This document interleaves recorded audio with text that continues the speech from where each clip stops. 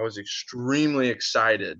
Like I felt like a little kid on like December 23rd, Christmas Eve presents. They're just one day away, but I just got to wait and just live the time to get there.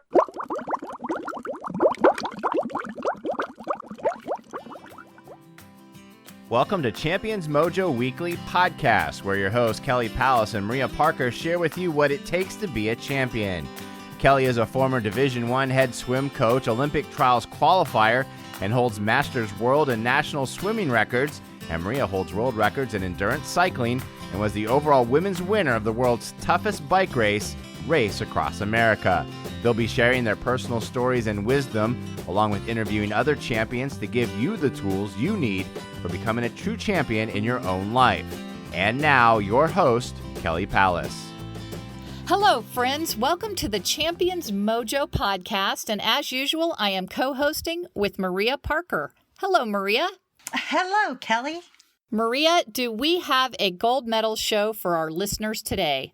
So if you want to get a gold medal mindset, stick around. We're going to be talking with 2016 Olympic gold medalist and one of the world's best sprint freestylers, Ryan Held. Ryan had a stellar NCAA career at North Carolina State, winning multiple NCAA relay titles and individual All-American honors, and making his first Olympic team before his junior year at NC State. Now Ryan is a post-grad professional swimmer, fresh off of winning the 50 and 100 free at the 2019 Summer Nationals. And at that meet, his 100 free set a U.S. Open record, meaning he is the fastest man ever to swim the 100 free on American soil. So Ryan is getting faster and faster, now ranked number 3 in the world. But Maria, before we bring Ryan on the call, can you give us a bit more background for our listeners as to the fact that last summer for Ryan was not very golden? Yes, Kelly. One of the things we want to chat with Ryan about is this big turnaround from last summer. Ryan had a rough time last summer at the World Championship team trials and missed making all the major U.S. travel teams. But now it's a whole different story. So I'm looking forward to chatting with Ryan about his recent rebirth. Me too, Maria. Then without further delay, let's welcome Ryan to the show. Ryan Held, great to have you here. Welcome to Champions Mojo. Welcome, Ryan. Yeah, thank you guys for having me. So, Ryan, can you take us back to last summer when you did not make the world team or the Pan Am team, and what went through your mind? And, after you talk about that, how did you deal with that disappointment and turn it around to this summer? Yeah, well, so swimming's a very, very tough sport, as in your success is only really defined by really one meet at the end of the summer, and especially every 4 years. So, you could be a great swimmer, but if you don't, if you aren't producing and making results at the end of that championship meet, then, it's very easy to be forgotten. And there are some great swimmers who never made an Olympic team. And it's honestly kind of shameful that it's these like amazing swimmers kind of aren't always, talked about being the greatest swimmers just because they never made an Olympic team, or they never won a individual world championship medal. And so that's kind of the tough thing about swimming.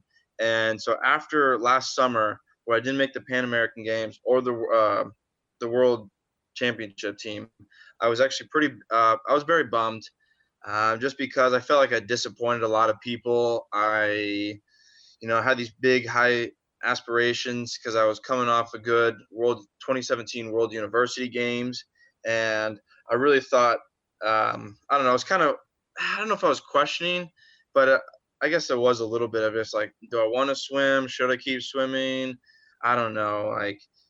I need to change something here. Because whatever swimming was, what I was in, whatever rut I was in, I needed to get out of it. I needed to change it. So that's when I kind of started realizing that I needed to, get a change, do something else different in swimming. And that's when I decided that I needed to like leave NC State and find a new training program to train with leading up to the next years and leading up to the next Olympic trials. That must have been a tough decision. Yeah, it was. One of the kind of the mentor sensei, he's actually in my phone contact photo. He's the old turtle from Kung Fu Panda. I love it. That's great.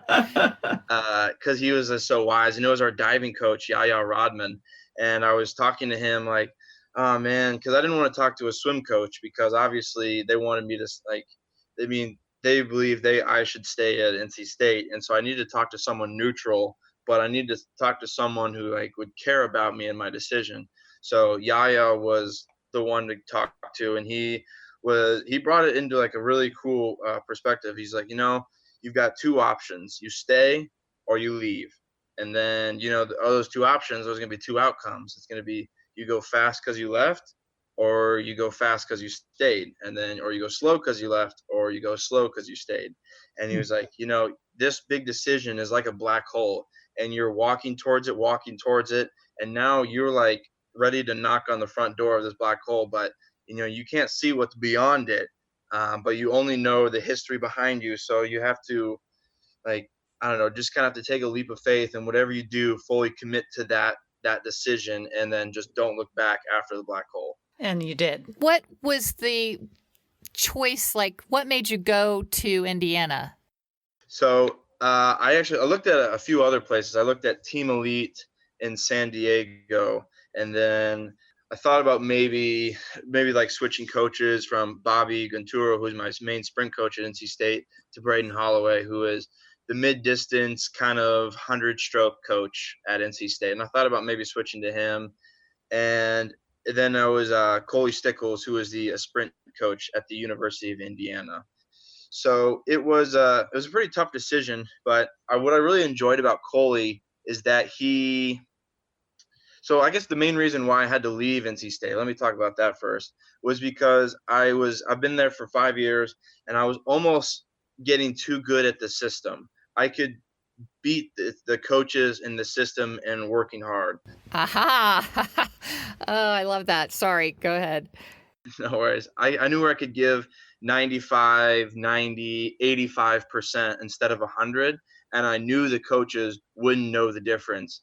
But then the coaches couldn't hold me accountable for working hard and pushing me because they didn't know I was giving anything less than my best.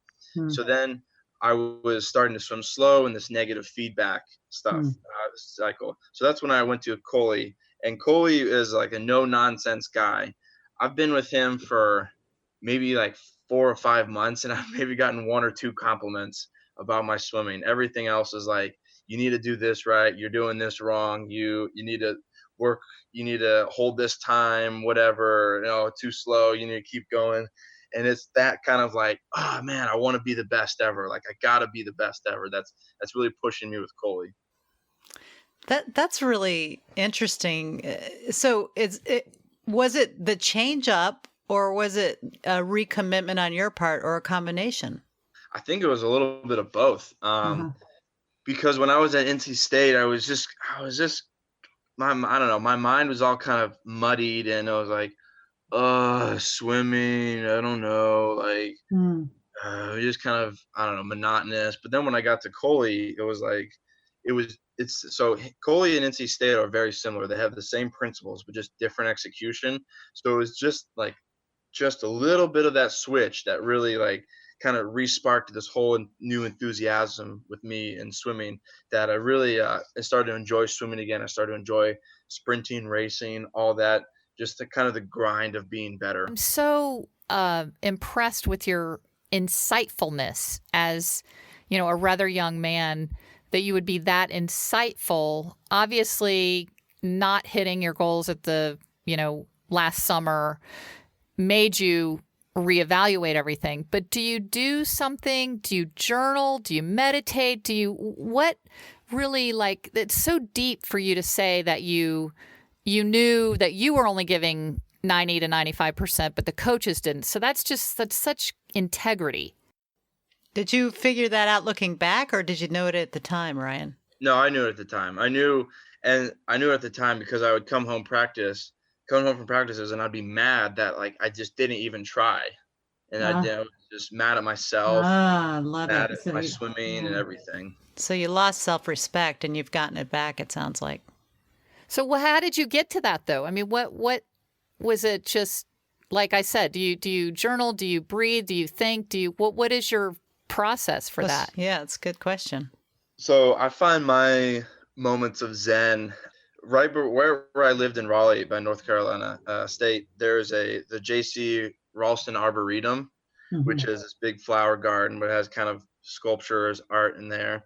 And so I would walk in that garden almost all the time, or I'd walk around Jordan Lake.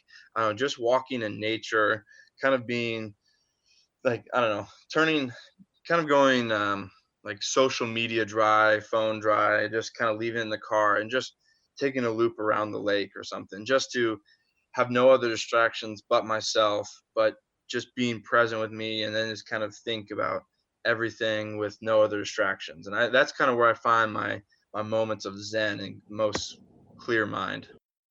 Oh, I love that. I love that. There's a new thing called forest bathing, where doctors are writing prescriptions for people to go spend time in nature. So, that's awesome. Yeah, to lower blood pressure, to help with anxiety. And so, I hope you can keep that up. So let's fast forward to, so you arrive in Indiana, you're swimming for Coley Stickles, you love it. And then boom, what happens, Ryan? So I get to Indiana for about 2 months. I'm just starting to make friends on the team, getting to know Bloomington, and then Coley pulls me into his office and he says, like, Ryan, I told you when you were coming here that this may not be a permanent place. Like I may move before the 2020 trials. And I was like, yeah, I know that. And he was like, well, like I just took the head coaching job at the University of Alabama. So I'm moving to Tuscaloosa in about like a week or so. And I was like, oh my gosh, are you kidding? Like, oh man, like I just signed this year lease, and like I just started making friends, and like I hadn't even raced yet, so I didn't really know if this program was working. And like Indiana has a very well established pro group. They have a large post-grad team, and they're all very high world-class athletes, high caliber. So they would have been great to train with. But I came here for Coley, and so now I just made this big decision to leave, my home for the past 5 years, my friends, my coaches, to now go to this Indiana, and only to have 2 months later to be moved down to Alabama. But so right now I live, in Tuscaloosa, Alabama. It's a beautiful city. I've been there. I love it. Actually, I've been pleasantly surprised with Tuscaloosa and Alabama in general. I've actually really enjoyed my time down there. And obviously, your program has been working with Coley amazingly. Like we said in your intro, you started swimming really great just at the Tier Pro Swim Series, and then you just, of course, won the nationals. So what is like you said, the training regimens are the same pretty much like from NC State, just more of you're just more pushing different? Yourself, or what do you think is happening there? Is it just you, or is it them too? So I think first off, as soon as I got with Coley, he changed my stroke up a little bit, the stroke mechanics. And so Coley's all about science. He's all about, the physics of water and like human biology, kinesiology, anatomy, physiology. So he's all about like science and stuff. So his practices kind of seem all over the place, super scatterbrained, because 1 minute we're doing this, then the next minute we're doing that. And, it's outside looking in, it's like, what is this guy doing? He has no idea. But inside looking out, Coley's like actually uber detailed of what he wants, and uber specific about what he wants, how he wants it, and like the time intervals and everything that's going on. So the main difference between NC State and here is that NC State, we did 9 practices a week, so we doubled, and we did a lot of power based. So we have these, what it's called power racks, and they're about like a tower of about 10-pound plates each. But you can only swim about 12 and a half yards. And so it's mainly just for like having an immediate, once you hand enters the water, have an immediate catch and power through the full stroke, that front end catch of the stroke. And I don't really know how to explain it over via chat without using like hand motions. So I'm sorry to non-swimmers out here listening. But it's all about, just power, front end catch of the stroke. Whereas with Coley, we hardly do any power. It's all kind of like lactic acid, lactate training, trying to spike the body with a ton of lactic acid, and then just kind of work through your body feeling like crud. So we'll do a ton of pre-exhaustive work. So before we do like a 50 back end speed or something, we'll kind of skull against the wall, kick for about 7 seconds or something, sculling really hard in a neutral skull, and then flip. So you're kind of already out of breath and your legs are already burning and your arms are already burning, but you're just trying to mirror the exact same feeling you're going to feel that last 50 of a 100-meter free win, because you're not going to be fresh.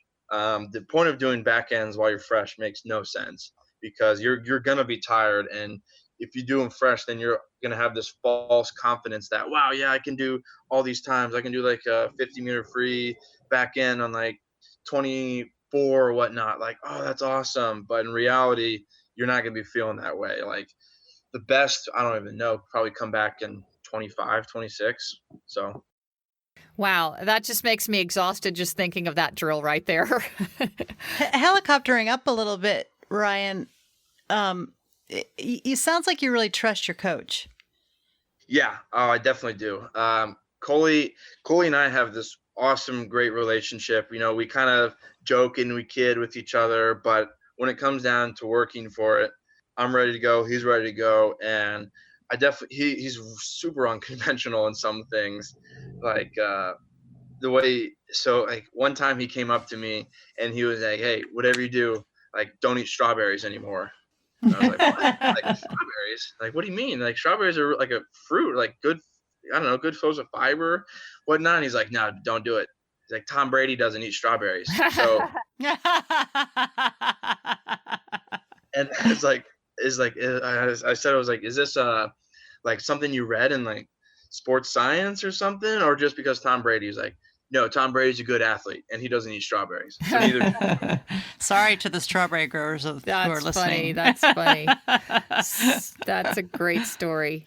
Is it this sort of new commitment and trusting your coach when you were coming into the summer's meets? Were you feeling like, okay, this is it, I got this, or were you just worrying that you know things might not go well again? So about 2 weeks out from U.S. Nationals, because some University of Alabama swimmers came up to me and they're like, "Hey, because like a typical college taper is about 3 weeks.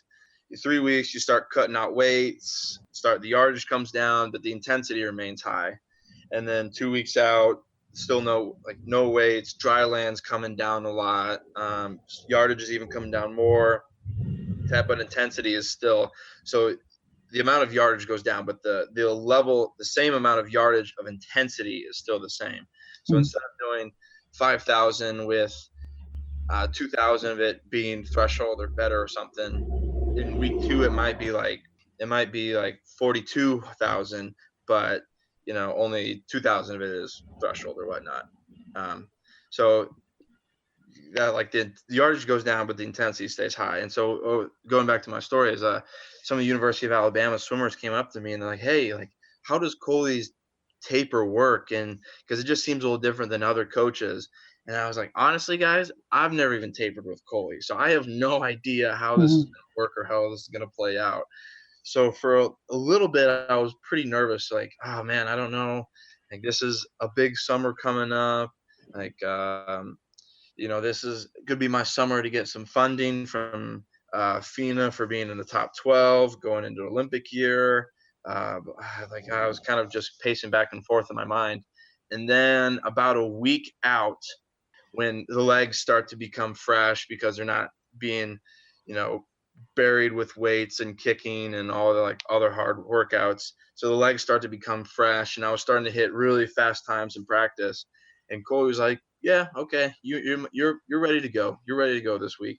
And so that after that he said that, I was like, "All right, like I'm ready to go." And so whatever on July 31st, that's when the 100 free was. It was like July 26th or something. I just remember I was sitting there and I was extremely excited. Like I felt like a little kid on like December 23rd, Christmas Eve presents. They're just one day away, but I just got to wait and just live the time to get there. I knew I had a 47 in me, and I knew after when I had this newfound confidence that I was about ready to explode on the swimming scene. And I was like, oh man, I just can't wait for nationals, but I just got to live the days to get there before I get to the meet. That's awesome. That's really, that is. Yeah. So, now you're, I would imagine you feel really good. And, just a year ago, you were questioning whether you even wanted to be a swimmer anymore. For people like me who don't swim, but just want to understand, what lessons do you take away from, losses and wins? I mean, for you, how is that, you seem like you're pretty level. Yeah. So swimming is probably one of the most unique sports ever in that it's social, but it's not social. It's a team sport, but it's not a team sport. It's individual, but it's not really individual. So it's like it's social, but it's not. You are with a team, you practice with a group, but for 90% of the workout, you're face down in the water, looking at the black line, left alone with you and your thoughts. There's very like you maybe have like a minute or two to chat with your teammates between sets, between intervals, but that's very rare, and it's mainly just you and your thoughts and just your own self desire to become the best in your own practice. And then it's a team sport, but it's not, is because you have relays, and like the team sets the momentum for how the swimmers are going to do. So if the team has a good mental attitude, then everyone's going to succeed. So at NC State, we always said a single tide raises all ships. So one person on the team having a good mental attitude pushes everyone else on the team, and everyone else does better. And it's an individual sport that only one swimmer, like the swimmer, is going to stand on the podium. But it's not just the swimmer, it's the nutritionist, the weight strength coach, the actual coaches, his or her parents, and there's a whole support team behind it that makes it so it's not just like an individual sport. I guess really, let me redirect a little bit. It's like, you went through I would imagine kind of a low period after your less than stellar performance last summer, and now you're doing great. I mean, how do you deal with the highs and the lows? Is really, because you don't seem, like I said, you seem pretty level headed. If for those of us, when you've got a big dream like the Olympics, it's a long road and there's going to be some stumbles in there. So do you have any encouragement for people who are going after something big like that? Yeah. So in my interview, honestly, I didn't really just kind of in my post 100 free interview, it was a question very similar to this. And, I never understand those interviews because the swimmer is exhausted. They just swam and they're asking questions. But the interviewer asked me something along those lines. And I didn't really mean it to say it, but it kind of came out. And I said something along the lines of like, just because you're having a down year doesn't mean you're out of the whole race. You're just because, Ryan Held had a bad 2018 summer. He's not out of the race for the 2020 Olympic Games. He's like, I'm still very much a part of that. And with swimming, it's very difficult because the highs and the lows are extreme. I don't know, in basketball, okay, your team loses, but like the NBA championship. Well, you have next year. I mean, everyone watches basketball, but swimming, you only get 4 years. So every 4 years, that's when it's like, holy cow, this is the greatest swimmer ever. And then the next 3 years, it's like, yeah, I don't really care. Like, whatever. Until the next Olympic year, and then it's like, wow, like so great. So I'll give you an example, like Josh Schneider, fantastic sprinter, one of America's top sprinters in the swimming history, never made an Olympic team, and unfortunately, like most swimming fans probably couldn't even tell you who Josh Schneider was, just because he wasn't even an Olympic swimmer. So it's very polar of, when you win. After 2016, when I won the Olympic gold in the relay, I became a rock star overnight. People that weren't even swimming fans were stopping, asking me questions on autographs and everything, and pictures and everything. But then fast forward to last year, after like 2018, like, no one really cared. It's like, okay, Ryan, he's done. Like, he's not done, but he's off his game, whatever. He's kind of getting old now. Time for some new sprinters like Dean Ferris, Tate Jackson. They'll replace him. That So must it have been is hard. Yeah, it's very tough. It's a tough part of being the 4-year cycle, and that swimmers are only really recognized in that Olympic year. So before I have two little quick summations. One, I want to say maybe what you were getting at was you can lose the battle but win the war. So like in the 4 years, like you had a bad 2018, that was the battle, but you're going to win the war going into 2020. So maybe, that sums that up. Then I wanted to get back to something that you were saying before I tie into the conversation that we're currently having. And that is, you were saying that at Alabama or at NC State, you had 9 workouts a week. How many do you have in Alabama? Oh, yes. Sorry, we only have 6. So we only single at Alabama. Okay, so once a day. Okay, great. So we didn't take your nap today. Okay, because I was thinking, I hate to take Ryan's nap if he's in the middle of a double. He's probably going to be sleeping at 1 o'clock, and that makes me feel so much better. So that's a huge difference, I think. That's a little, that's a lot different. So are your workouts then mornings or afternoons? Typically afternoons. So Coley, big science guy, he says there's no efficacy to doubles, especially for sprinting, because like he always telling me, like, I never read the article myself, but I believed him, that like the human body will switch from anaerobic to aerobic around 45 seconds, like on average.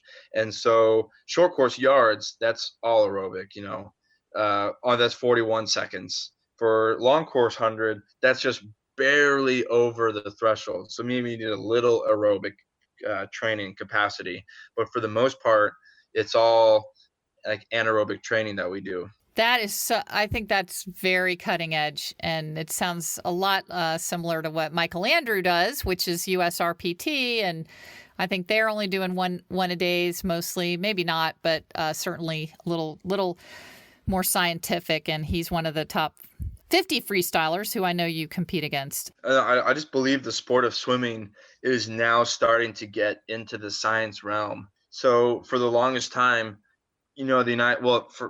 probably forever, the United States will always be dominant in swimming, just because we're so big. We have so many outliers, that a swimmer can be a great swimmer under a coach that doesn't do, like, I don't know what the science says is effective or whatnot, but just because they're an outlier, they're so good, and the United States is so great.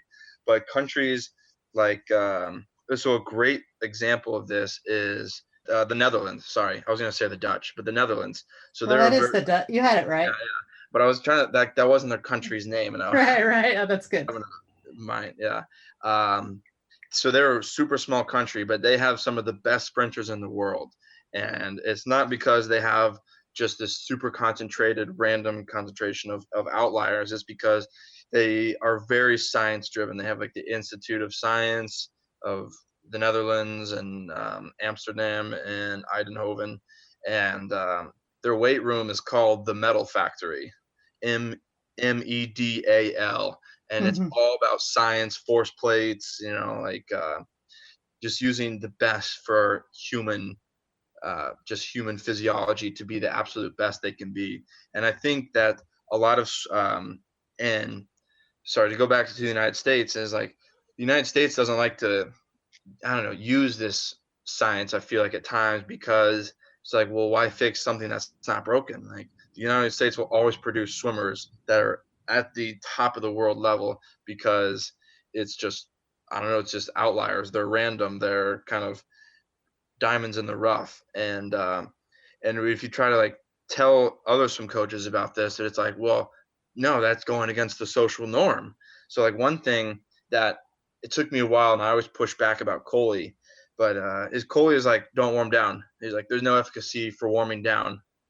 And I was like, what? Like, really? And it's like, but that's like the cultural and social norm after a swim meet, is to warm down, to, to like, I don't know, just do a little 400 kind of 10-yard sprints just to clear the threshold lactate acid. And he's like, no, there's no efficacy for it unless you're swimming in 40 minutes. Like, just don't warm down. And like, it, I don't know. It's Wow. It sounds like it blew your mind. It blows That's my mind. mind-blowing. My mind is blown. What commonalities that you think champions share? And I would like, number one might be that you do your research, or you trust your coach who does the research for you. You don't just go out there and do what you've always done. What other things do you think make you a champion, Ryan? I know you're probably too humble, but what do you think has led to your success? I think being able to I'd say to set goals, and just to always be consciously minded towards those goals. So I can recall a few times at NC State where it was like, so we would have practice. So we didn't have Wednesday afternoon practice. We didn't have Thursday morning practice. So there would be, so, in college, people would kind of go out and have fun on those days because they had the night off and the next morning off. And so there was plenty of times where going up there, and I was like, well, yeah, I guess those times when like other swimmers and other of my non-swimming college friends would be like, yo, Ryan, like, let's hang out, let's do all this stuff. And they'd be like, yo, let's meet at this bar at like 10 p.m. It's like, oh man, 10 p.m. Like, that's when I'm going to bed. Like, sorry guys, can't hang out, can't do all this other stuff. No, thank you though. And there's other times where it's all the swimmers on the team don't end their season at the same time. So some end at the meet before ACCs, which is like the non-ACC crew, and then there's ACCs, and then there's NCAAs, and then there's, sometimes if they're a foreign, they have their nation's championship meet a little bit after NCAAs. So and it's hard because like once the ACC and like the people before you, they get done, they're always having fun. They're going to the Lake Jordan, Lake Eno. They're going to Charlotte to sightsee or doing all this other stuff, or just like having a good time on Glenwood Street. And it's like, oh man, like I want to do that. I want to be with them, because I feel like I'm missing out on social history, social culture, but like I got to stay focused for my goals. Like I know this is the long-term goal, and I got to just stay committed to it. Oh, that's beautiful. So you have to say no to some immediate gratifications to win long term. And Ryan, so for our young listeners out there who may want to go to the Olympics, when did your Olympic dream start, and what advice would you give a kid that wants to go to the Olympics? I don't think there's not a single kid in the swimming community who's serious about it that doesn't want to be a part of the Olympic team and have their last name with an American flag on it, on the same cap. So I remember when I first saw that, I almost like shed a tear. It was like just a dream come true. And so there's always been a goal of mine, but growing up, it was, I wanted to do it, but it never seemed like, I don't know, realistic, because I came from Springfield, Illinois is the birthplace of where I'm from, and it's not a strong swimming community. Until my freshman year in high school, we had a 4-lane indoor YMCA pool that we had like 7 kids per lane. And if you're not swimmers, 7 kids per, like, usual is 2 or 3, and 7 kids, everyone produces wake and chop that, and the lane lines, the things that separates the lanes from the pool, they're supposed to kind of deter the waves and kind of help calm the pool down. But in your own lane, before they can bounce off the lane lines, it just basically is swimming open water. And and kids sometimes are going slower, so you would catch their feet and then you have to pass them, and then it's a whole hassle about doing that. So swimming, so going back to the original question, so swimming, I was never really like all that kind of hot shot swimmer in Central Illinois.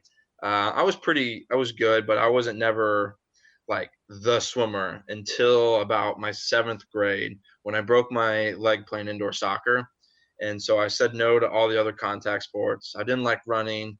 And so I said no to that. And that's when I became a full year-round swimmer and started becoming more focused on swimming.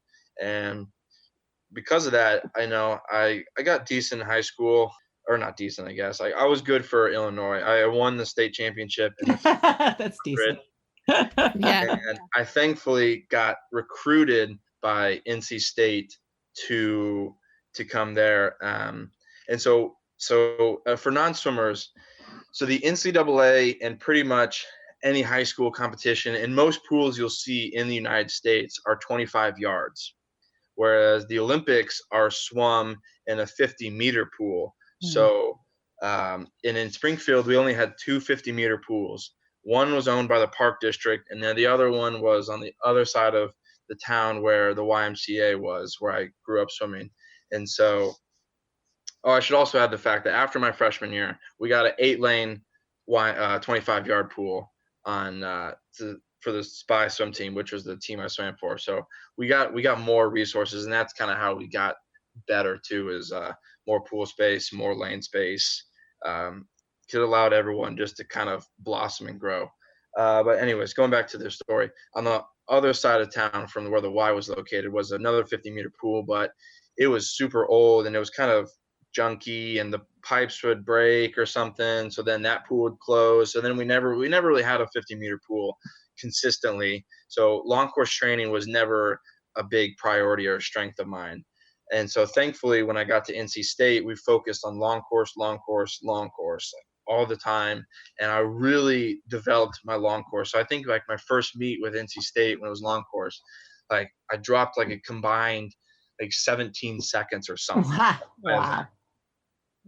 Just because like I never swam them in anything. That's beautiful. That's great. It is. And one last question for any other advice to the kids. Yeah. Growing up, I actually watched this Powerade commercial, and I really like this message that Powerade has. And it says a kid from somewhere. So any kid from anywhere can be, the next star. And so like sometimes it was like they had like the kid from Akron, the kid from Chicago, the Rose that grew from the concrete, and that was like Derrick Rose. How he had a rough childhood, got drafted to Memphis, and then is now like the NBA All-Star, and he came home for Chicago. And there was my message was like, I didn't have a fancy, super nice facility. I didn't have any world-class swimming coach. My teammates were other multi-sport athletes. I didn't have any I don't know, other Olympic caliber swimmer when I was in high school pushing me. And it was honestly just hard work and dedication and love for the sport. So it doesn't matter what you have, you can do it if you love it and you work hard at it. Exactly. And That's I love nice. that. That's a great message. Yeah. And I love that any kid can do it. Like, why not me? I love the saying, why not you? Like just a kid from anywhere. That's beautiful. Ryan, we are so appreciative of your time, and you probably have afternoon workout. And before we let you go, we're going to do something new to the show, which is called the Sprinter Round, where we hit you with some fast response questions. Just it's kind of even multiple choice on some. I'm ready. Let's do it. Take your mark. Cat or dog? Dog. Red or blue? All three of my universities have been red, so red. Yeah, you better have said red. Milk chocolate or dark chocolate? Ooh, dark chocolate. Good for diets. Yeah. Kickboard or no kickboard? No kickboard. Mountains or beach? Mountains. Boxers or briefs? Boxers. Boxers. That wasn't in there. She snuck that one in. iPhone or Android? I'm team Android. All right. All right, we are too. Coffee or tea? Tea. Morning person or night owl? I'm probably a little bit more of a morning person. Mini golf or real golf? I'm trying to work on my golf games, but for right now, I'll say mini golf. Okay. Okay. I get the next 10. All right. These aren't multiple choice. You have to come up with something. What's your favorite color? Red. There we go. Favorite pizza topping? Ooh, I'd say probably Italian sausage. All right. Favorite vegetable? Ooh. I'd probably say cauliflower. Oh, that's a good one. Favorite swim complex you swim in the U.S.? The Northside Swimming Center in San Antonio, Texas. All right. Something on your pre-race playlist? So I typically don't actually listen to music. I just like to, most of the time I'll put on headphones, noise canceling headphones, but not play any music, just to be quiet and just kind of be meditative. Wow. That's incredible. That seems so mature to me. That's wonderful. What's your shoe size? Depends on the shoe company, but anywhere from 11 to 11 and a half. Okay. Any siblings? Yes, I have one brother. He is a doctor in Charlotte. Oh, wow. Cool. Favorite Star Wars character? Ooh. I'd probably say, this is a tough one. I'll say Jyn Erso. All right. I'll take it. Can you cook? Yes, I like to cook. Oh, that's great. What word comes to mind most when you dive into the water? If it's practice, it's like, oh, okay, here comes the cold, here comes. But it's if it's a race, it's primal. It's like, go. Ah, I love that. What a great way to end that. That's Yeah. go. I love Beautiful. All right. Well, very cool, Ryan. We so appreciate your time, and we will let you go. We really thank you so much for being with us today. Yes, Ryan. Thanks so much, Ryan. We really appreciate your time and your beautiful wisdom. Yeah. Thank you so much for having me. Okay. So, Maria, what a great interview. What do you think? What a kind and thoughtful young man. He seems to know himself, and I really liked the interview. I loved hearing his stories about his successes and his failures. Yes, he told some great stories, and just a very, very grounded and yes, just really wise for being such a young age, and it was great. So let's do our takeaways, and why don't we alternate? You go one, I'll go one, and we'll each do two. So one of the things that I was really inspired by was his little story he told about having Wednesday nights off and Thursday mornings, and a lot of the other swimmers or the other athletes knew that and wanted him to go out with them and, meet at a bar at 10 o'clock or something. And he wanted to do that. All college kids want to do that, but he said no, because he was able to keep the long game in mind. He wanted to do something bigger than the fun he would have, the immediate gratification he would have with spending an evening out. So I thought a good takeaway there is, it's sometimes you have to say no to something that seems fun right now. You got to turn off the Netflix or the Facebook so that you can get the thing done that's going to make you truly happy. Yes, that was very mature and obviously led to a successful successful campaign for him. So I thought I was so impressed with his insightfulness as far as knowing that, hey, he had been swimming at NC State for 5 years and he kind of knew the system. He had kind of worked the system, and that he knew he was only giving 90 to 95%. And I thought that was really, really wise and insightful, that, sometimes you just need a change of scenery. Yeah, he did have self-knowledge. I mean, I was thinking, I asked the question, did you know it then? And he was like, yeah, he knew it even then. So he knew himself. Yeah, that very, very insightful.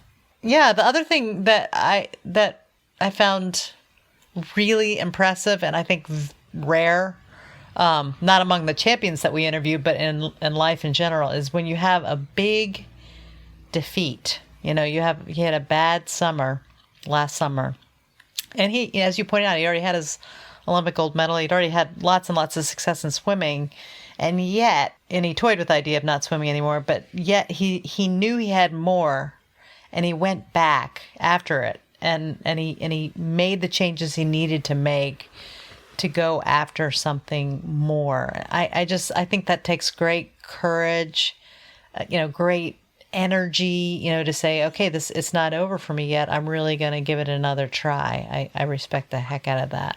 Yes. That was an excellent one. I know you have something else, Kelly? Yeah, I'm sure so you do. My last one was when I asked him, how do you get these insights? I loved that I did too. Connected to nature. That he went to the botanical garden there in Raleigh, and he said he went there a lot.